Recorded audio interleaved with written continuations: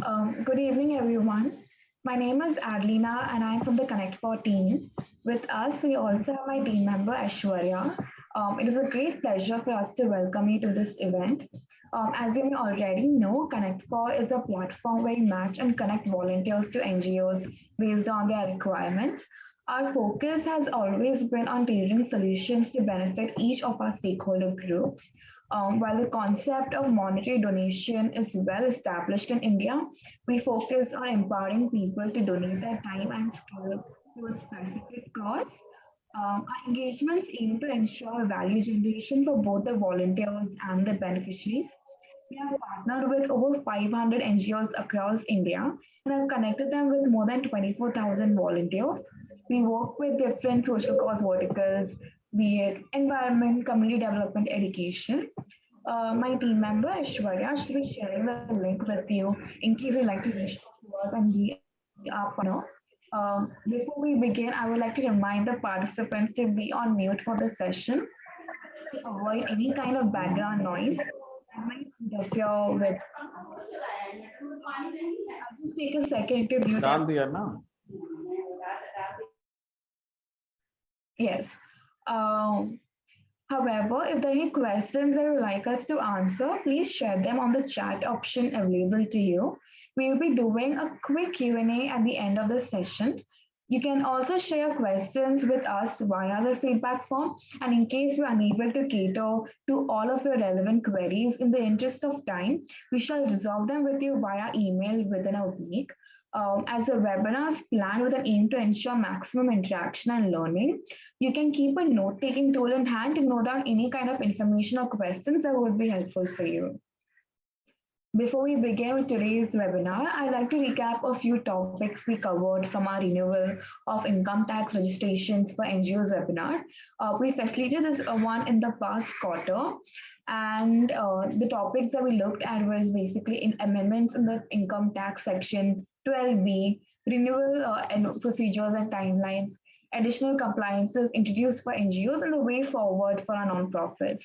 We are also thrilled to be organizing a webinar on how is data important for your nonprofits for both our partner and non-partner NGOs at Connect4. The event is scheduled for 28th of July, which is a Wednesday. Aishwarya from the Connect4 team will be sharing the details in chat box shortly. Through this webinar, nonprofits will be able to gain an understanding on the importance of data management and the different tools that can enable them to structure the activities and team members, and the role it plays in fundraising and reporting. Through this vital virtual conversation, NGOs can identify key areas and how they can market their work and show the impact on the community through data management. Moving forward, we truly appreciate all our attendees for joining us today to learn about the strategies for managing volunteers. The event will be facilitated in the form of three sections with Robin Hood Army Academy, Atma, and Healing Dove Foundation through Q&As and a presentation led by our speakers for today. I would like to now introduce you to all of them. We have with us Pooja Dagli she's a co-founder at Robin Hood Academy. Pooja has started this initiative through Robin Hood Army. Professionally, she's pursuing a career in corporate law. Her foodie genes, love for kids, and strong desire to give back to society found her soulmate in Robin Hood Army. The Academy was founded in 2016 to empower underprivileged kids and bridge the education gap. We have with us Kamali. She's the CEO at Atma. She joined Atma in 2011 and is currently leading operations. Her journey at Atma includes having worked on the volunteer program, HR, impact, donor management. Before Atma, she worked at an anti-human trafficking organization for over 10 years, during which she managed offices, supervised teams across cities, assisted in field assignments, headed administration, and led HR, communications, and community relations portfolios. Finally, we have Akhila Sudesh. She's a project and outreach manager at Healing Dove Foundation. Akhila has joined Healing Dove in 2021, and she manages various teams in the organization. Her work includes volunteer management, handling partnerships, and HR. Currently, she's managing a large pool of volunteers under different domains, and she uses excellent leadership tactics and resilience to manage these volunteers. We are now ready to begin with our webinar. I would like to now invite Pooja with us and to share her insights on volunteer management through RHA. Yes, Pooja. Yeah, Thank you so much for thank joining us today. thank you, Adelina. Hello, everyone. Good afternoon. I am Pooja Dudley. I'm the co-founder for the project of Robin Hood Army, which is called the Robin Hood Academy. Before we proceed, I'll just like to run all of you through a brief presentation wherein you get to know what we do at RHA. Absolutely. Yeah. Is my screen visible to all everybody? Yes, Pooja. Yeah. So let's begin with the first question we have for you. What is the model of operations at RHA and how has the pandemic reshaped this model? Okay. So at Robin Hood Army, the concept, going to the concept that we identify ourselves as a community of volunteers and organizations that is driven 100% by the volunteers. So the founder to the last enrolled person in this organization is a volunteer. All of us do the change making work in our free time. What we do, how we started is pretty simple. We were collecting excess food from the community and serving it to the needy. But while doing this, it was not just logistics.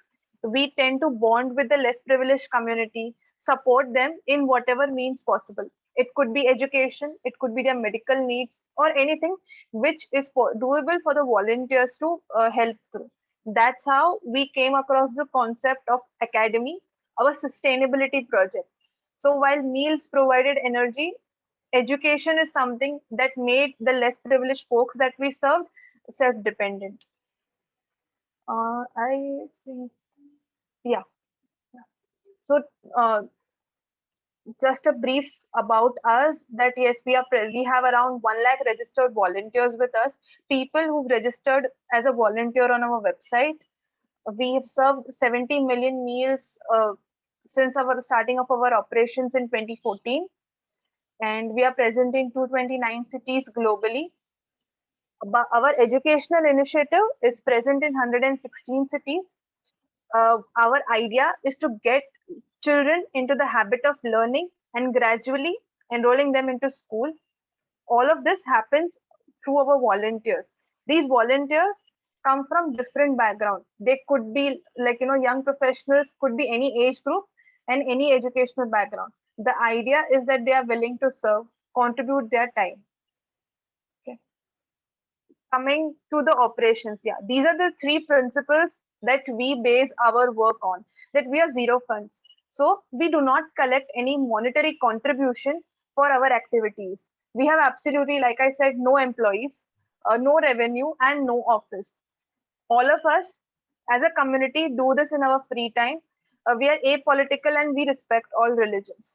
So keeping these three principles in mind is how a volunteer is onboarded. Okay. Okay. Mode of operations is more about the decentralized format that we have. What I mean by decentralization is pretty simple. Example, in a city like Mumbai, there is a locality called as Kolaba. So in Kolaba, the citizens of Kolaba who have registered with us as volunteer will take the initiative of supporting the less privileged in that locality. So the local people are taking ownership of their locality and doing the best they can in the free time available to them. Rules remain the three core principles only. Do not collect any monetary donations. Simply no religious bias, or any political party bias. Okay. This rule has helped us scale across the globe. In like 6 years, we are present in multiple geographies, and the number of meals served is increasing day by day. We are supported by this mode of operations to serve more and more people. But again, how does this happen? This decentralization is, of course, driven by people, okay, uh, who enable it. So, example, we have a volunteer management team, we have a social media team, okay, we have something called as the expansion team. What these To drive this decentralized model, we have people who own these processes. Okay, and it is our culture that helps us retain, engage, and and to like motivate volunteers. Just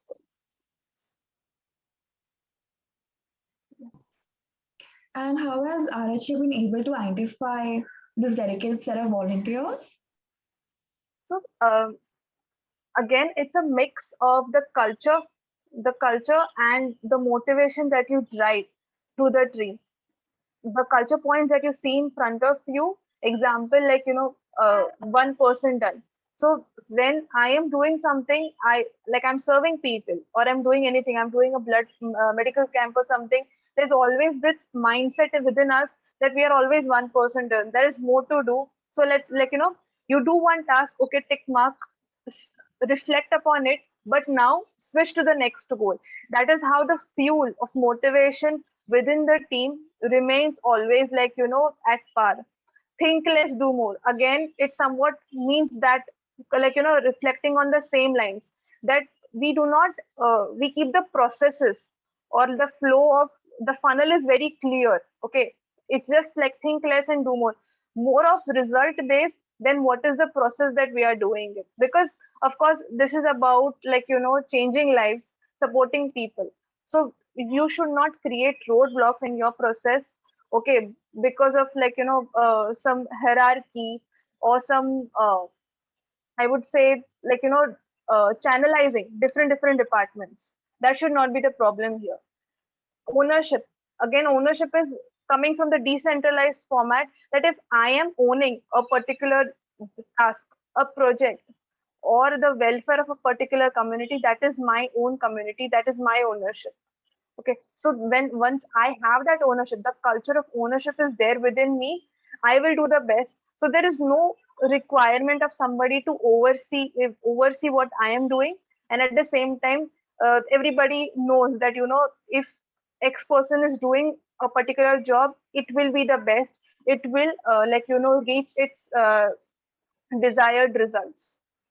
Okay, lead on the field and empathy. When I am talking to like thousands of volunteers, it is necessary that each and every person understands that, the kind of inputs that each and every volunteer is bringing in, whether it is in terms of their skill set, their timing is important, they appreciate each other, okay, they respect each other's work. Okay, that is how, again, that team building happens in place, and then you have a set of people to drive your aim or your objective of your organization, across geographies also and through the years also. Okay, Edlina, if you if you have questions about whatever I am talking about, the culture or something, please bring it on. Absolutely. Yeah, I mean, it's great to see that the organization itself, I mean, the core values are very much clear amongst all the team members. And so I want to understand now what are the strategies that you include to ensure this volunteer engagement and retention? So the onboarding process is tech enabled. So that helps is that each and every single person who is registering with you, okay, gets the access to the right kind of people, knows what they are supposed to do on day one, and they know whom to talk to. So some example, how how does this journey begin is, somebody is registering on my website, the person registering is getting an automated email, okay, telling in short about what we do. And then depending upon the location they have selected, they get a link to a WhatsApp group. Okay, for example, if I say that I want to teach in Mumbai and my location is Kolaba, okay, so you will land in a WhatsApp group of Mumbai. Once you land in the WhatsApp group of Mumbai, okay, you in that WhatsApp group you will get a link that this is where the activity or the drive, food distribution drive, teaching drive, or they're doing some blood donation drive, whatever it is, the information will be there on that WhatsApp group. The new joinee has to join as per the schedule there. Once they go on ground, there is somebody, to do an induction for them. They will actually induct them that, okay, what is the journey been? What are our goals? What are the different roles that a volunteer can pick up? Okay, uh, in their journey with RHA, and that's how what I said, that the day one, the experience, the onboarding experience is so, like, thrilling and energetic, that it drives the motivation. See, because we are all, like, we are all not for profit people. The results or the change that we can bring about in whatever area that we are working is all that a volunteer, like, gets. So we have to ensure that that end result is, like, really very quick, and there is a set process for it. Okay, at the same time, this is one point, is this tech enable. Second is that the roles, when the roles keep changing, there is always new on a volunteer's plate to do. We always make our roles replaceable. Example, if I have joined on day one as a volunteer, maybe 2 months I will be taking the responsibility of driving the food drives or the teach drives within my locality. After that, I will assign, we will change our responsibilities. I will take a setback, I will assign this responsibility to someone else so that they can lead it. Maybe I can focus on social media, I can do voluntary management, I can be the part of the content team, okay, writing content for them. So this is how me as a volunteer is getting a chance to actually get into, like, some Excel stuff by doing volunteer management, doing going on ground. Few days when, okay, I am free, I want to go on ground and serve people, I can go on ground. Okay, because I get to do, like, different work. Okay, from an organization perspective, it is like 2 months I'm into HR, 2 months I am into marketing, another 2 months I'm into accounts. So when I'm getting to do so many different kind of roles, my motivation and my engagement level is always high. Yeah. Absolutely. So based on what you Yeah. shared, we can gather that like induction, the orientation process, and the initiation process, right, on how the volunteer connects with is really important. And based on which they kind of like identify the enthusiasm in themselves to work for the organization.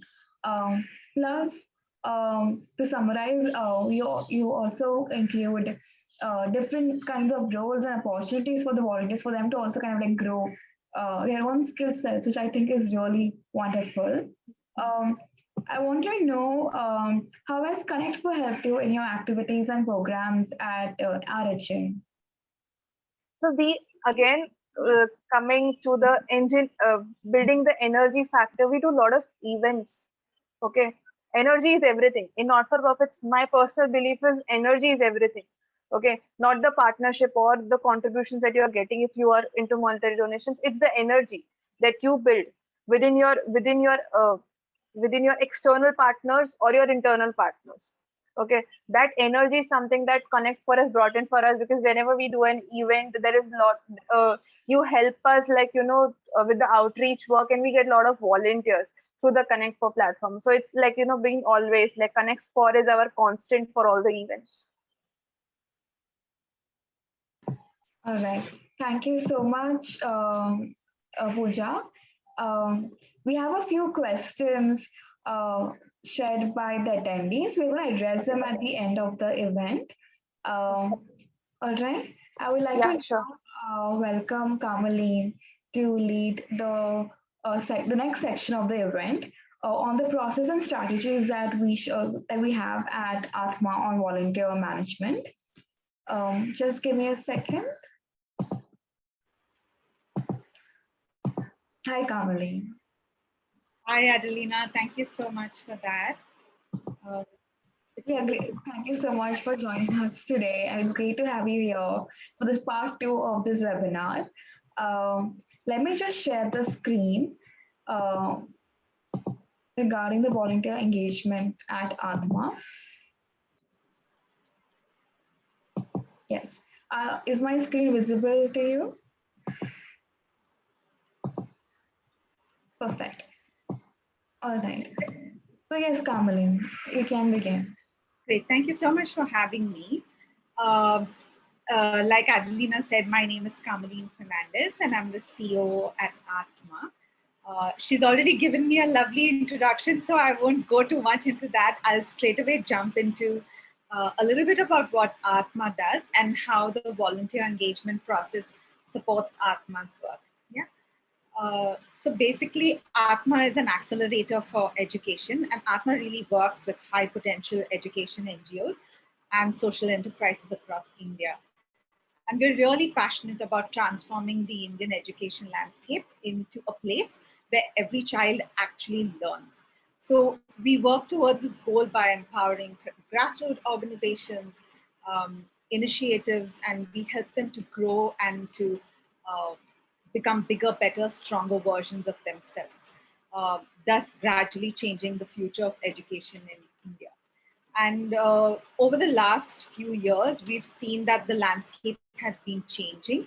And hence, what we've done is we've sort of divided our services into a couple of buckets. So we have the intensive support, which contains 3-year partnerships with organizations and 1-year partnerships, as well as the short-term interventions. They contain more short-term support, which we used to call the project-based support, but now it's a little bit more evolved and hands-on guidance and a management approach. Atma looks at enabling organizations to to expand their reach, to strengthen their systems and processes, and to improve their programs. Now, what the volunteer program really does is the volunteer program is part of the accelerator program. And it looks at providing all our partner organizations, the organizations that we work with, hands-on guidance and expertise in a lot of management and program delivery, and just looking at enabling them to become impactful organizations that deliver high quality programs. And our consultation services are supported by expert volunteers. And in order to meet the needs of our partner organizations, volunteers are strategically matched with the project needs of the organizations based on their areas of expertise and based on the skills that they bring to the table. Now, the volunteer program looks to introduce dynamic professionals to the development sector as well, through a rigorous cultural immersion program. And the volunteers are provided with opportunities not only to contribute their skills, but also to gain a lot of skills and experience based learning, and just like to develop themselves as professionals, and maybe even to look at a future in the development sector. And a lot of this goes into a lot of the effort goes into making sure that they have like a really fruitful, meaningful engagement and an experience when they come and they work with an organization like Atma. So the first part is planning and process. And what we do internally in the team is, sorry, Adelina, can you go on to the next slide? Actually, go on to the next, to like, yeah, after that, yeah. The next. Yeah.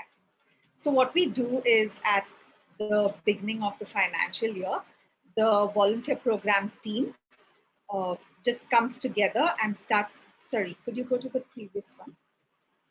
Yeah, that's it.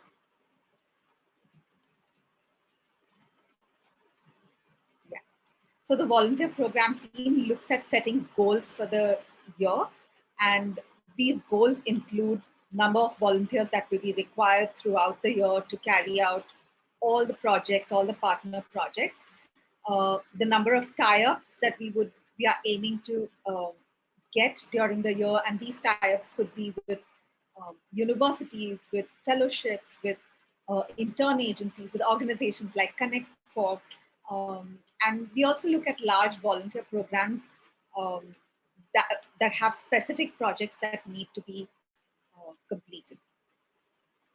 So this is part of the planning process, and the people involved in this, we have a volunteer manager who is the primary point of contact for the volunteer program. Adelina, can you go to the next slide? Yeah. So we have the volunteer manager who is the primary point of contact, and this person manages all the resources, the material, the information, The overall organization and execution of the program is managed by this volunteer manager. This person also manages the relationships with like universities, with other organizations, and for recruitment purposes, conducts like research on what places are good places to post, these positions, making announcements for upcoming volunteer opportunities online like that. And a consultant is someone who works very closely with the partner organization, and they also manage the volunteer and provide one-on-one coaching and professional mentorship.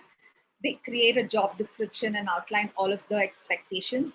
They help to write goals and milestones, and they are the ones that phase the volunteer into the working relationship with the partner organization. So they conduct a good and a thorough introduction, and they talk about the project, and they make sure that the volunteer has all of the context before starting work. They also identify like potential projects and potential opportunities for incoming volunteers. And the third person, of course, that is involved is the volunteer who interacts with the partner organization team. They report on progress to the leadership at Atma and to the consultants. They plan additional meetings and check-ins beyond consultancy. Now, what I would like to call out over here is this is mainly relevant to our current context where we're working completely virtually. But in the context of when we were actually working on ground, the volunteers would be actually working out of the partner organizations, on ground, on field, so that they have that connect with the partner organization as well, and they are able to firsthand see the kind of work that they are doing and the kind of impact that their work is having on the end target audience, on the student, or on the children.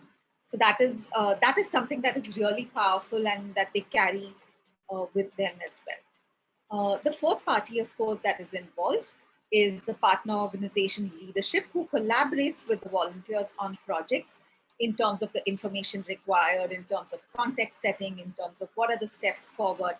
And we always aim to make sure that the process is really collaborative so that the partner organization feels involved, but also the volunteer feels involved and is able to understand what they are contributing and how their contribution is really making a difference. Yeah. The next slide. The next part is the recruitment and selection of the volunteer. And this involves a process that we try and limit to around 2 weeks period. So what this looks like is basically when someone hears about volunteering at Atma, or is interested or searches for volunteering in India, and they come across the Atma website, there's a sign-up form that is available on our website. And usually it's a very short form that just like collects your basic name and your contact information. And once that is done, the volunteer manager sends an email detailing all of the application steps as well as an application form. And from that, it's shortlisted and a first interview is scheduled. The volunteer manager looks at the interview template and looks at like the application that comes in and sort of customizes the questions according to that. Based on how the first interview goes, a second interview is scheduled really quickly, preferably within 1 week of the first interview, because we want to make sure that the turnaround time is really short and doesn't take too long.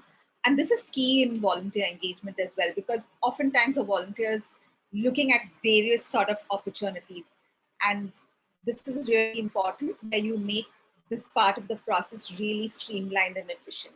So once the second interview is scheduled and is done, the volunteer manager comes back to the team and has a discussion with the accelerator team in terms of saying like, I've interviewed this candidate, these are the skills, these are the highlights, this is the availability, the period that they are interested in, these are the areas of interest. And then we look at the possible projects and do a mapping and a matching. And once that is done, then we come back to the volunteer and we confirm them and let them know that they have been accepted, and a confirmation email is sent. Next steps are laid out in terms of like, what is the timeline we are looking at, what are the requirements, and is everything okay? And we also do reference checks. to give them the whole employee experience. And then of course the volunteer, the next step is for the volunteer to accept and confirm that they are coming on board. Once they are on board, once they accept and confirm, the third part is the implementation of all of this, right? Just go to the next slide.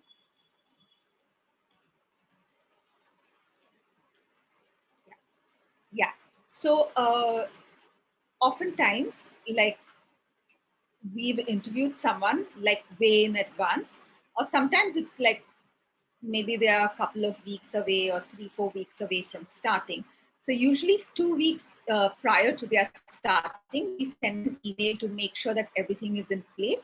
We remind the team at Atma that there's this volunteer coming, we had placed them for this project, etc., etc. And we do an e-introduction where we connect the volunteer to the consultant or to the work manager that they're going to be working closely with.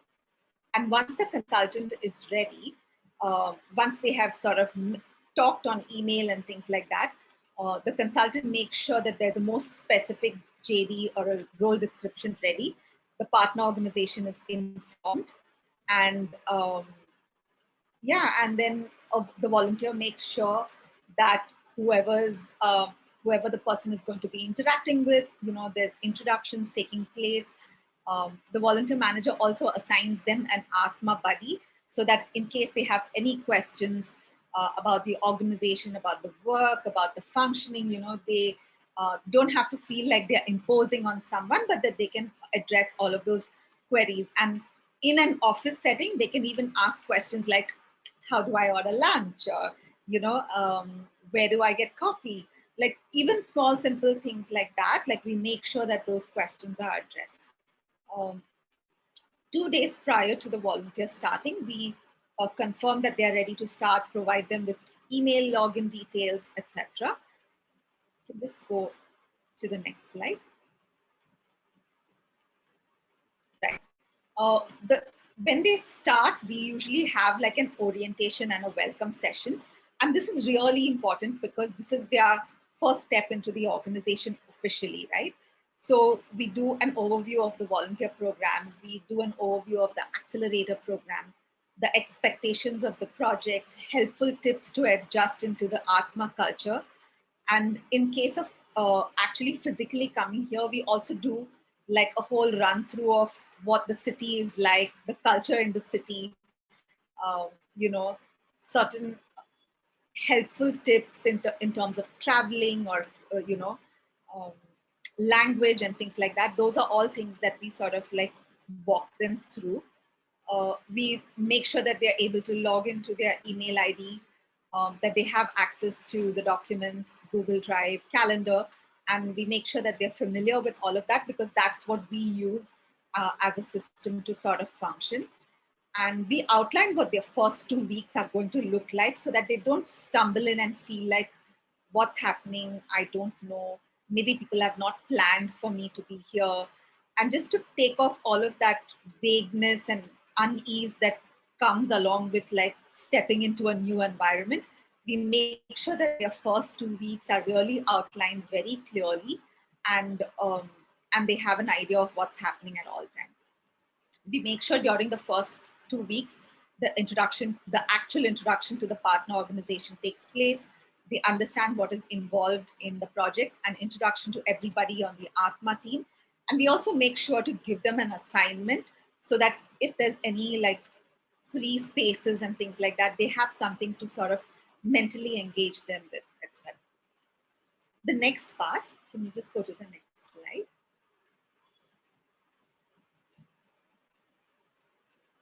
Yeah. So the next part is their management, right? So the volunteer management begins right from the time the volunteers accepted into the program. We make sure that like the volunteers are encouraged to use their calendar for whoever they are working with closely, whether it's the consultant or whether it's the volunteer manager. And we make sure that they schedule their meetings accordingly. So the volunteer manager sets like invites to any weekly meetings that take place in the team, like the team meeting or the volunteer staff meeting, lunchtime, an accelerator team meeting. So all of those things, the volunteer manager makes sure it's on their calendars and they know that they have to be there. The consultant or the partnership manager, as is showing on the screen, sets the schedule with the partner organization. That's the external part, especially at the beginning, so that the volunteer knows when they are working outside the Atma office and things like that. The work logs also, like, the consultant has to fill out like a daily work log that tracks the projects that they're working on, the hours that they're putting in. And, all of this information is really, really important and key. And it feeds into our monitoring and evaluation, into our communications work, which is really important as well. The consultants have a one-on-one, that's a check-in with their manager on a weekly basis to assess their work, their progress, their goals, the challenges that they are facing, all of those things. And, to review their tasks and share any upcoming milestones and things like that. Um, so that's something that happens. They also have a monthly check-in with the volunteer manager, which is like sort of like an HR check-in, to check in on their progress with Atma, to see how things are going, to see how their personal health is doing, if they need any logistical support, any project support overall, just like all of those things. And to make sure that like they are settling well in with Atma, with the culture and with their buddy and things like that. Yeah. The next slide. So we have something also called as the midterm evaluations. So when they're halfway through their time at Atma volunteering, we make sure to do a midterm evaluation. And as you can see, the processes that we put down is to ensure that they're having as close to an employee experience as possible, which also includes an evaluation. So basically what happens is we look at covering about 10 areas in the evaluation, which is like job knowledge, work quality, and all of those. Some of these are evaluated during the recruitment process, and some of these are evaluated while they are working and is related to their working style.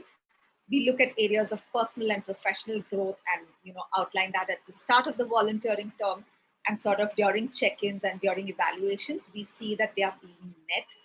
And this midterm evaluation is really key because it sort of helps to review how the first half of the professional experience, volunteering professional experience, has been, and then to map out the second half of the term, to realign any goals and outcomes, and to set timelines for any projects.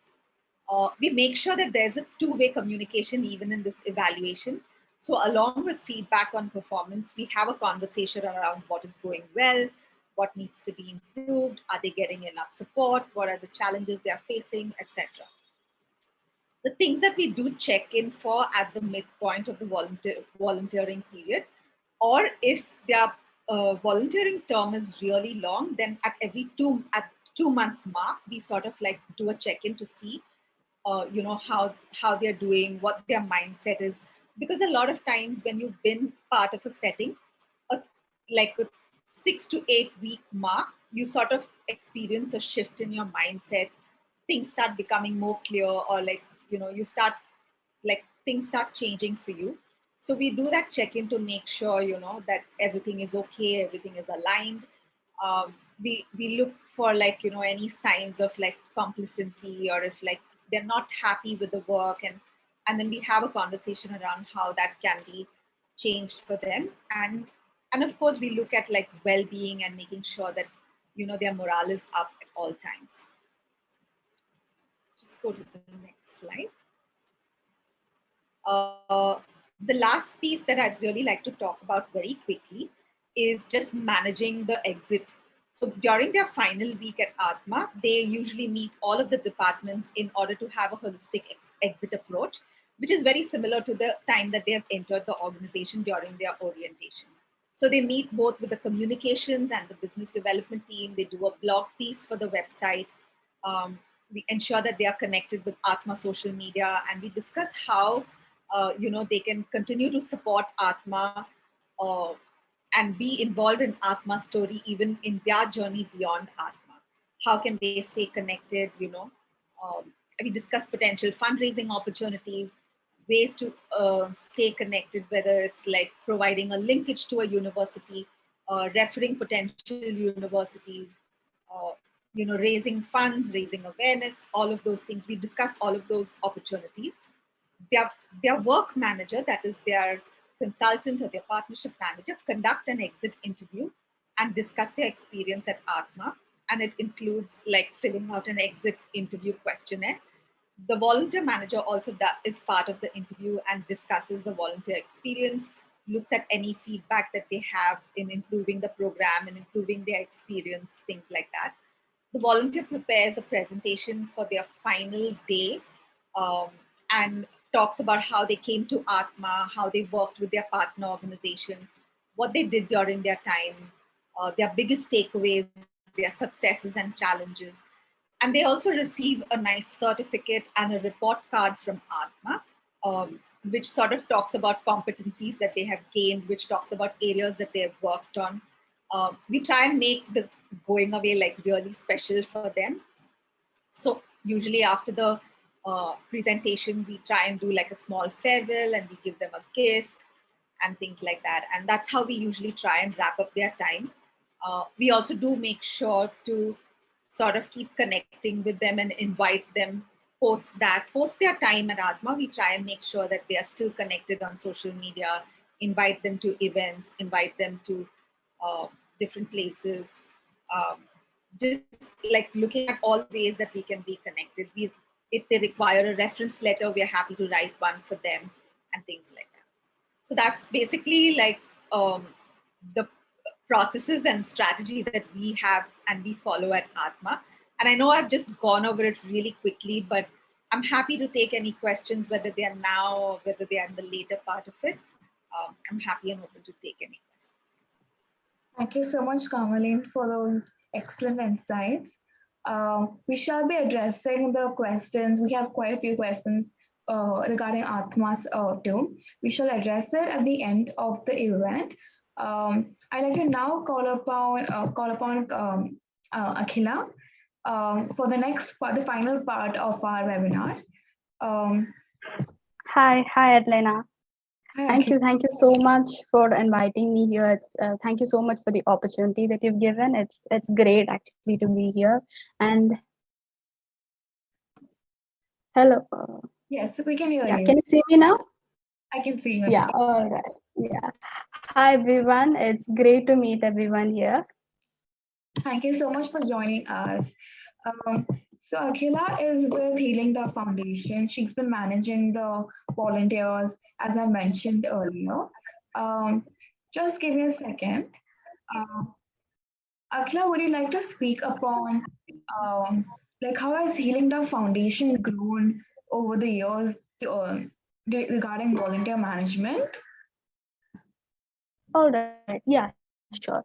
So when we founded Healing the Foundation about a decade ago, we were really short in both in funding. We had a lack of resources and we had a lack of people. We had a lot of shortcomings back then. But as our team grew, as we came to have a lot of connections, we came to know that there is this platform Connect for. It's actually a huge benefit that we found Connect for, and we came to know about the whole domain of volunteering through Connect for. So after we came to know about the whole domain of volunteering, we realized how much efficient and how cost effective volunteering is going to turn out to us. So we were extremely happy to find that there are a lot of people.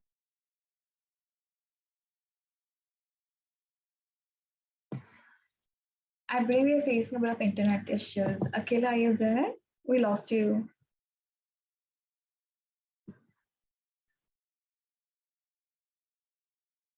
Happy to find a lot of volunteers through Connect for and really mental health support the things to other organizations, to other NGOs and their beneficiaries. We work basically towards providing psychosocial assistance and in many cases financial assistance also to a lot of other NGOs and minority communities. LGBT community also comes in this.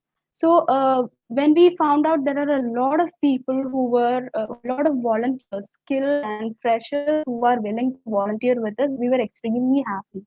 And then to provide all this mental health support, training, assistance, psychosocial assistance, we had a core team of members with us who are expert therapists. So they are like they are the paid employers of our organization, a small core team of trainers and supporters. So these are the core team members of our organization. They provide all the mental health support and training that we are looking for. Excuse me, I think my video is getting off right. Yeah. So these people provide the mental health support and training that we are looking forward to. They do all the front stage work. As our team grew and as we started providing all these services, we understood that volunteers actually are a very indispensable part of our organization. The core team of members do all the mental health support training and the programs that has to be done, but who will do the backstage work? So, as time passed by, we came to realize that volunteers are someone who are very critical to our organization. They are a very indispensable part of our organization. Volunteers, we hired in the beginning, we hired about 10 volunteers, then it turned 20, 30, 50, and now we have about 100 plus volunteers working in our organization. They come and go on a rolling basis.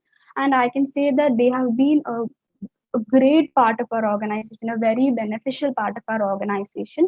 So the responsibilities that they do in the organization is that they provide all the support, the assistance, be it the social media marketing, be it the promotion work, the graphics, website, everything, all the operational, administration, and all the HR work in the organization is done by the volunteers only. Volunteers sustain our organization. That's how close volunteers are to me. They are more like friends to me, more than colleagues or more than fellow volunteers. They are very close to me, very close to my heart. And volunteerism has actually turned out to be a huge benefit to our organization, be it in reducing the cost or the skills that we are looking for. It has been a great benefit to us. They do all the HR work, the administration, operational work, be it the promotional work or graphics, HR, everything is handled by the volunteers in our organization. So since the time we started and till now, we have improved on a lot of volunteer management strategies. We have come up with a lot of strategies actually, and that is how good volunteering has been. It is something very close to us. Volunteering is something very close to me and the organization. So that is how much volunteerism has benefited us. It has been great working with volunteers. Thank you, Akila. I mean, it is great to learn that most of our nonprofits, the values are at the center, relationships are at the center of the running of the organization. Yes, Um, definitely. Yes. Now, considering that the majority of the roles are fulfilled by volunteer team members, as you've shared, what are some of the challenges you had to overcome regarding volunteer management? Yes. So we definitely love volunteers and the whole concept of volunteerism, and it has to be turned out to be give a huge benefit to our organization. But at the same time, it comes with its own what can I say, challenges. It does have a lot of challenges which come along with volunteers and volunteerism. So one of the major challenges that we face in managing volunteers is that so many of them keep losing their interest, or they lose the motivation to continue work with us. That is one of the major challenge. And it may be to a variety of reasons, like suppose they got another job or their classes started, or due to any prior commitments, they keep losing. So many of them, we have seen that they have lost their motivation or their interest to work in our organization, work in interest to volunteer, actually not in working in our organization, but the interest to volunteer has gone down specifically. And something else that we see is that one another challenge we see is that there are a lot of people, extremely skilled people in the corporate sector, who don't get the time to volunteer for us. We would definitely like to bring them on board, but due to the lack of time, they are not able to volunteer for us. So that is another major challenge. These are the kind of challenges that we face in volunteer management, and the some of the strategies that we have taken to tackle all these situations.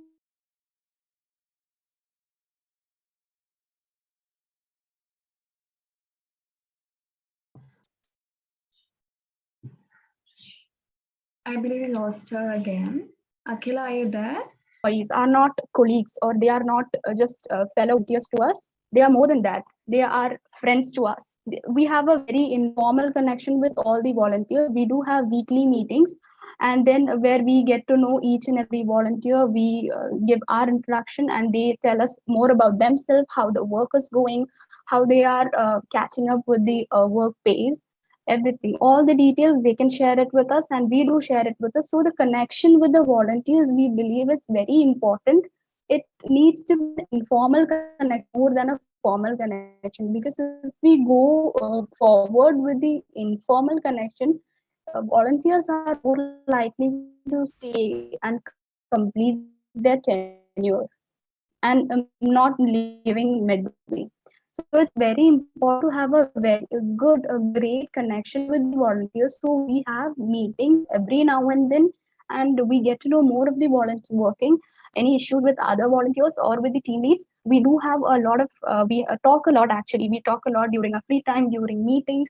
It's more of an very informal connection with the volunteers. That is the kind of strategy that we are taking, that we are doing to keep the volunteers interested and motivated to work with us. We tell them of the milestones that we've achieved every week.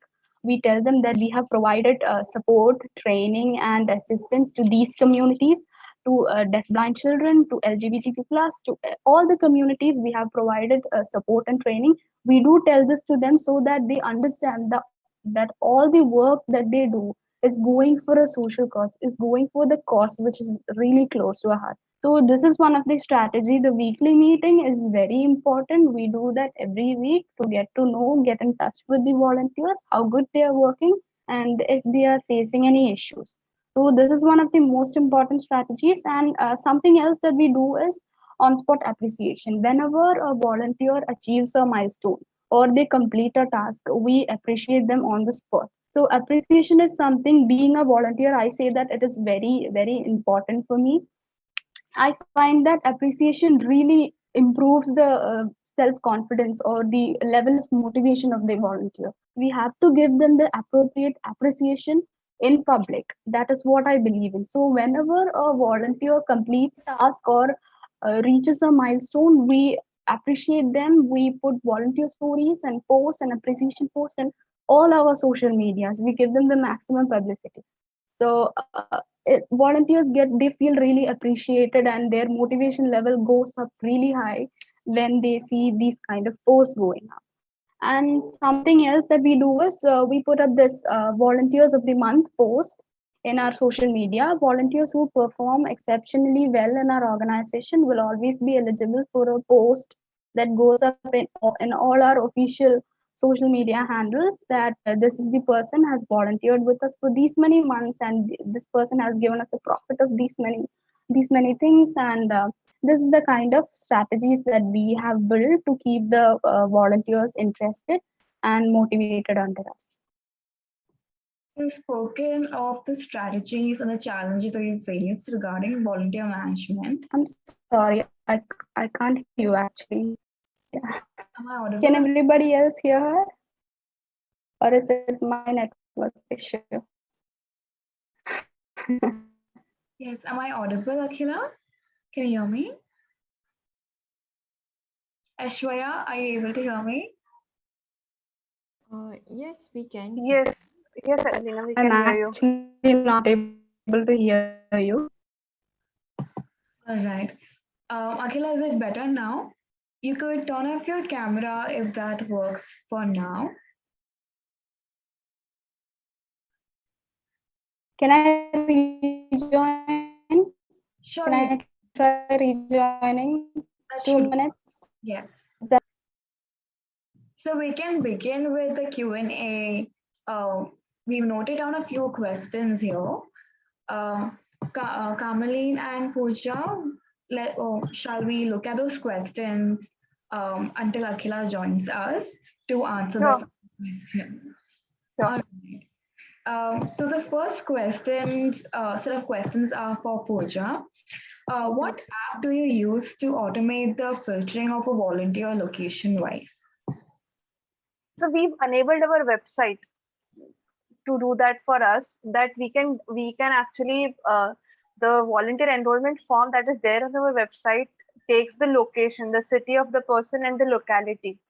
Okay, basis the locality, the data is filtered, and then the email that gets triggered to that person is of that particular city only. Okay. All right.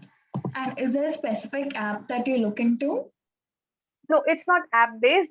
It's a Google. It's a, G Suite website.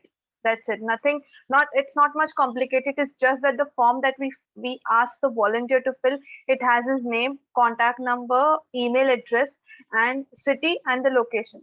Basis the city that they select, they get an email of a WhatsApp group of that particular city, and then from that city's WhatsApp group, we call it as the cadet group because it's the Robin Hood Army. We call it as the cadet group.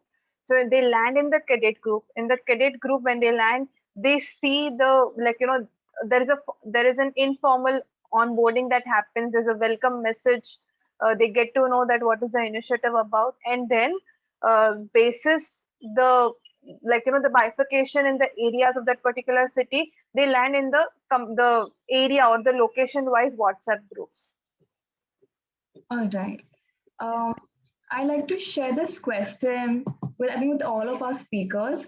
How do you work on motivation and retaining the volunteers?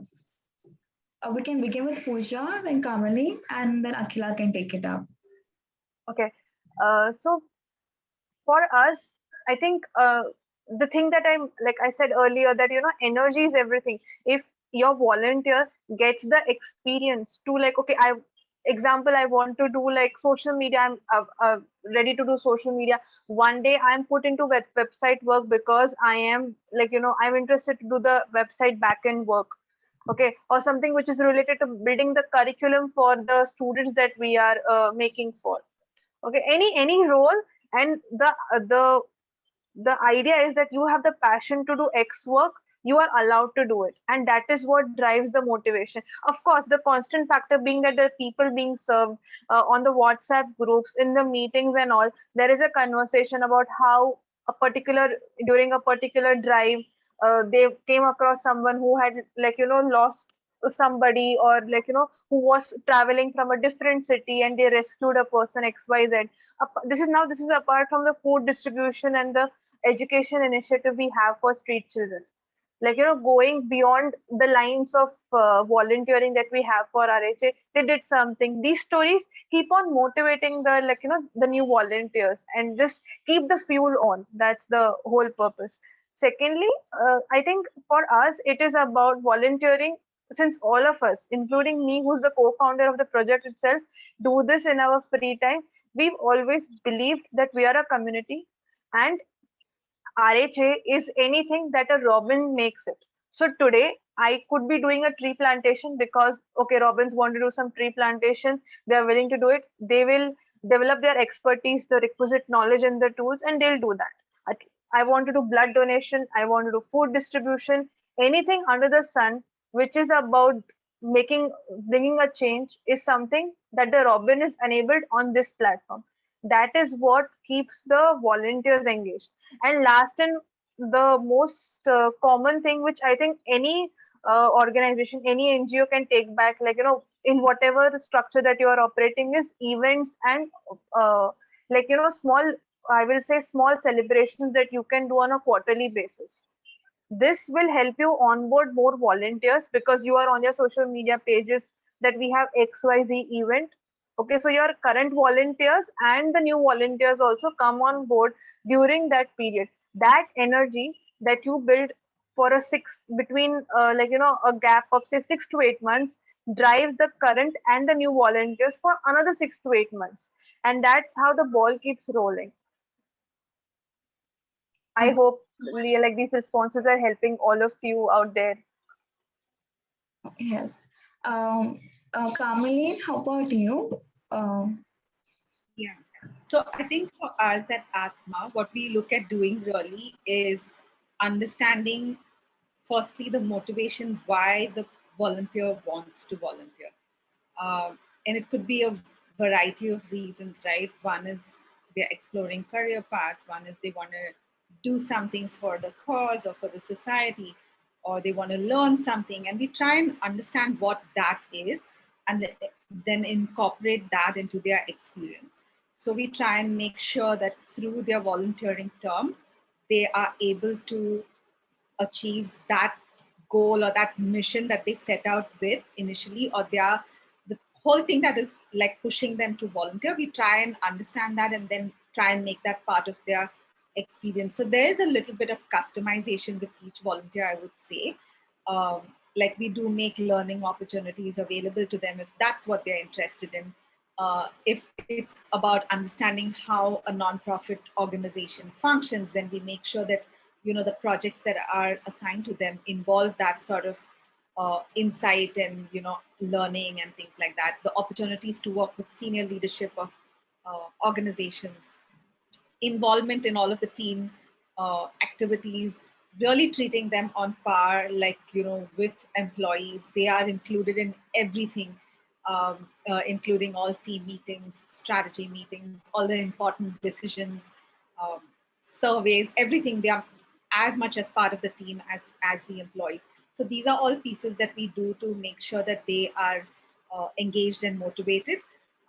They are invited to all the events. We make sure that there's uh, especially like apart, like in before we started virtual volunteering, when they would physically come over here, we would also make sure that there were opportunities like outside of the work as well to sort of experience the city, the country, the culture, and sort of really like immerse themselves in like everything that's going on.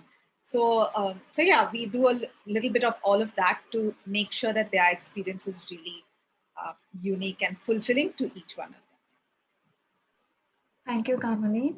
Akhila, at Healing Dove, how do you motivate and retain the volunteers? Yeah, hi Athena. So as I have told you before, the different ways that we use to motivate and keep the volunteers interested. First is through informal meetings. Informal meetings have become a very integral part of the whole structure of the organization. Informal meetings is something that we do every week. We get to know more about the volunteers, and we have a very, what can I say, friendly connection with every one of them. We do check upon them every now and then how the work is going, and we get valuable feedback from them. The whole organization works on a feedback and appraisal form. So whenever we get a feedback that these things are not good and these things has to be changed, we immediately work on them and we try to make the best changes as possible. So this is one way of keeping the volunteer engaged or keeping them interested. We have meetings with them every now and then. We speak to them. We get to know more about them. We have more of a friendly connection with all the volunteers. This can keep them interested, and this can make them continue their tenure with us. So this is one of the most important strategy that we take to keep volunteers interested. Other than that, as I have said, we do post volunteer stories, and on-spot appreciation is something that we really take care of. Once a volunteer has completed a milestone, we make sure that it is known to everyone through all our social media handles. And once the volunteer's tenure has ended, we do post volunteer of the month post, which will go on all of our social media handles and provide them with a letter of recommendation also. So these are the kind of strategies that we work on, which is really beneficial to keep the volunteers motivated. Thank you so much, Akhila. My next question is for Kamali. Regarding the process and strategies you mentioned, right? How are you able to manage this virtually? Okay, that's a really good question. So we really like as a team, we invested a little bit in working virtually. And we invested that for the team of employees as well, right? So along with that, we invested for the volunteers as well. So one is we really take the time to meet 3 times a week. Everybody presence mandatory, videos on. We have like on Monday, we have a time set in for the team to just come in and have like a really informal chat on like, hey, what's happening? What did you guys do this weekend? What new show did you watch? What book are you reading? Just like, having that sort of a connect. On Wednesdays, we have that time set apart, and those are learning sessions. So we take up different topics. Uh, which is sector relevant or which is relevant to the organization, and we sort of like go over that and have a Q&A. And Fridays are the times when we come together as a team and we do team meetings. So those are like updates from all the verticals, all the programs, and any important decisions in the organization, strategic decisions, management decisions. So 3 times a week, we take that time to have that quality time with each other as a team. Apart from that, like the volunteers are really involved in everything. They have all of the email IDs. They have like they are on calls with like their partner organizations. They are on calls with team members.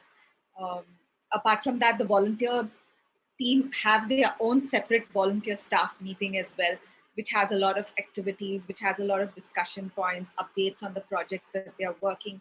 So there's just a lot of space. Even like we've invested in communication tools like Slack and Streak and things like that, that, you know, they are also like part of. So there's channels that are there for work, and then there's channels that are there for like sharing of information. There's channels that are there for informal purposes.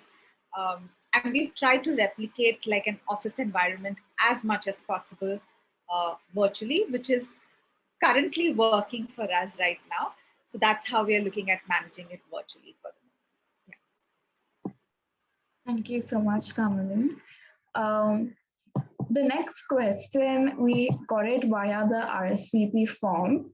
It's on how do we recruit volunteers in bulk or rather in groups, large groups? Who would like to address this question? I can take a go at it very quickly. One really good way to sort of recruit groups would be like to do tie-ups with universities and colleges, or internship agencies, or internship or volunteering, like organizations that run those programs. So they are basically the ones that have like the contacts with bulk. And if you're looking for a big group, these are like potential places you can look at. All right. Finally, as it's already 5 or 9, we shall keep this as a last question, and we can address the other questions via the feedback form. This question is again through the RSV form that we had for this event. It is on how do we have to keep the volunteers for long-term projects, let's say for 4 months, as this particular organization are unable to hire them as interns. I'll take that up. Sure. Yeah.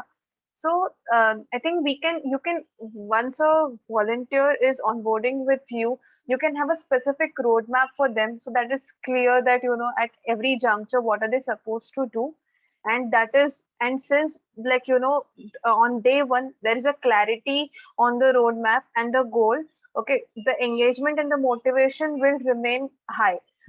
Most of the time, since we are in a, like, you know, and I would say a not for profit, or we are hiring volunteers and not some paid employees, the clarity, or sometimes because of the, like, you know, the operations itself, it becomes very unclear that me as a mentor is not clear on what I expect from my volunteer X and what I am expecting from my volunteer Y. If there is a clarity and, like, you know, an end-to-end blueprint is there in front of you as a mentor for your onboarding volunteer, things are clear and the engagement will remain perfect, like, you know, across. I mean, it should be going, in my case personally, I feel it goes, like, you know, for years if I'm clear on my goals. All right. I think I absolutely agree with you. Having the clarity and knowing the expectations really sets the context and the tone for the volunteer management program. We can now conclude by thanking all of our speakers, Pooja, Kamalin, and Akhila. We have all gathered really excellent learnings today. Thank you everyone for joining us for this session and for being a wonderful audience. I request you to please fill the feedback form, as it will help us to curate many more sessions like these. My team member Aishwarya, she has already shared the link with you all in the chat box. And as mentioned earlier, if you have any questions that remain unanswered in the session, please put your queries in the feedback form so they can request our speakers to answer them post the event. We are also thrilled to be organizing a webinar on data management. Basically, how is data important for your nonprofits for all of you? It is scheduled for 28th of July, which is a Wednesday. Again, the details have been shared in the chat box. Thank you so much, everyone.